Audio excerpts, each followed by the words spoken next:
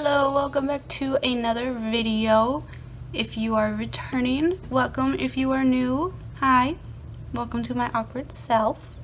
Today I'm going to be doing kind of not really a full review on this, but I'm going to be sharing what my top 3 palettes in my collection are, which ones I always end up going back to, and which ones are kind of like my go-to palettes in my collection right now.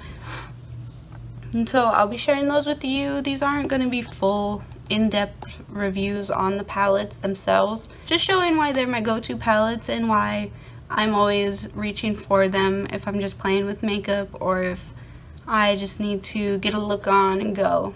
So without further ado, here's the video. The first palette that I'm going to start with is a collaboration palette.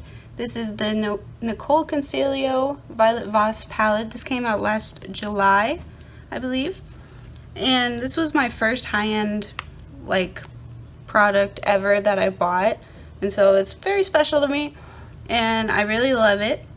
And at the time, I really only did kind of warm tone, smoky eyes, brown eyeshadow. I was very simple, very neutral.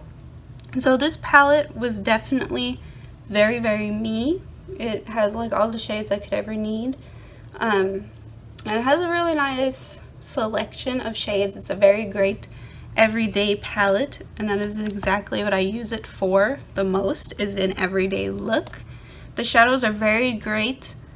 I don't think I've ever heard a bad review on Violet Voss shadows.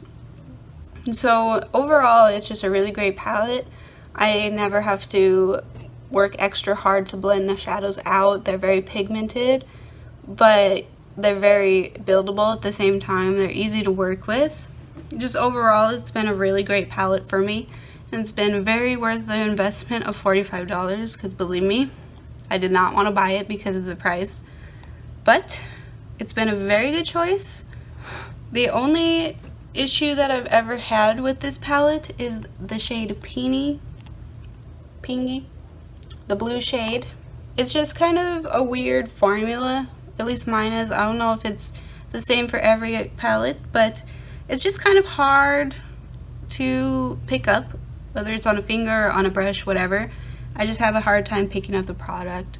But other than that, the palette performs amazingly every time, and I'm always reaching for it if I just need like a black shadow, or if I just need like a inner corner highlight, something like that.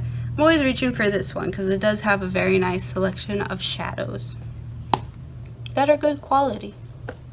The next palette is also another collaboration palette. This one is the Pure BoxyCharm palette that came in March's BoxyCharm, and this is also another great everyday palette in my opinion. You can just kind of put on these colors and go, but there's also some shimmers in there in case you want to get fancier with your look for like a nighttime look or something. It's a great day to night palette. You got some peachy kind of shades for your transition colors, and then a few darker ones to kind of deepen up the crease if you need to. But the shadows are pretty great quality wise. There are a couple issues I run into. This one isn't really an issue. It's just more personal preference for me. But the blue shade isn't as pigmented as I would like it to be. It's more sheer, especially if you're putting it on with a brush instead of like your finger. But it's just kind of what I would prefer it to be, but it's not really an issue. It works. And this top row of mattes, these 3 right here, not those 3, these 3 right here, these do kind of have a lot of kickback and can kind of have a lot of fallout, so just be careful of that. That's really the only downside I've experienced with this palette, is just those matte shades having a bit of kickback. It's not a bit, it's kind of a lot if you're not careful, but it's workable and you can work around it, so it's not that big of an issue once you kind of get used to how the shadows perform and work and how to kind of pick them up with your brush. But the ones down here, the mattes down here, this one and this brown, they don't have that issue. I've never had very much kickback with those ones. It's just those lighter ones that have a little bit of kickback. But other than that, it's just been a really great palette for me, especially for every day. And I've been really loving it.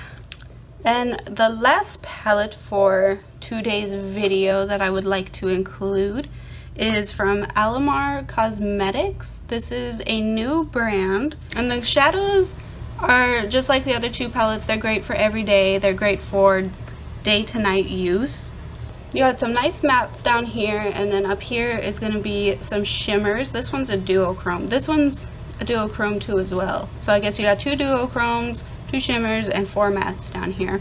So it's a really well-rounded palette. There's really endless looks you could do with this for any situation that you're doing, whether it be nighttime, daytime, a super fancy event, or just a casual get-together. You could get away with using this palette for anything. The shadows are very, very, very great quality. I've never had an issue with any of the shadows in this palette. And when I first got it, I did not put it down for like 2 or 3 weeks. I absolutely love this palette. And the shadows don't have that much kickback or fallout, but they're very pigmented and they blend out beautifully. And I've never had an issue. Love this palette.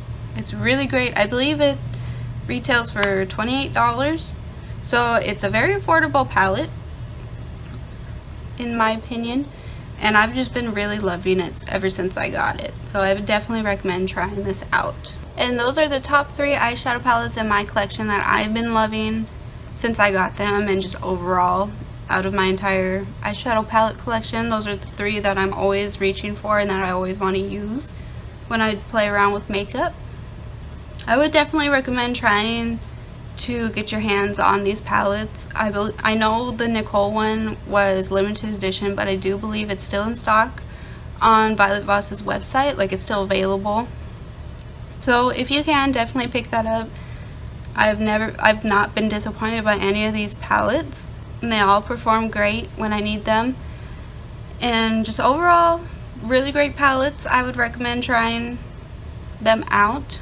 Let me know if you want me to do like more reviews, like in-depth reviews on these palettes or any of the other palettes that I have. Maybe leave a suggestion. I do have like older palettes that nobody kind of talks about, so I don't really have the new palettes. But if you are thinking about getting like an older palette and you're like, oh, is it worth it, you know, let me know, and if I do have the palette, I will do a review on it. And make sure to let me know if you want a review on any of the 3 palettes that I mentioned today. Don't forget to subscribe to the channel. I am doing more videos and working on good video content for you guys. Make sure to also check out my Facebook, Instagram, and Twitter. It's all Magically Panda. Keep it easy for you to find me. And check out my blog. I do have reviews and other types of posts over there. I'm more comfortable writing the reviews instead of doing a video on them. Sometimes I'll miss important things about a review, and I don't want to make like a 20-minute video every time I review something.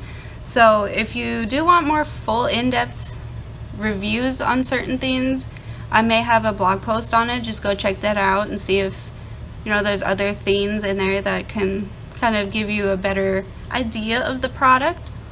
But all of that will be linked below, so make sure you check it out. It's greatly appreciated if you do. And thank you so much for joining me for today's video, and I will see you in the next one for some more fun.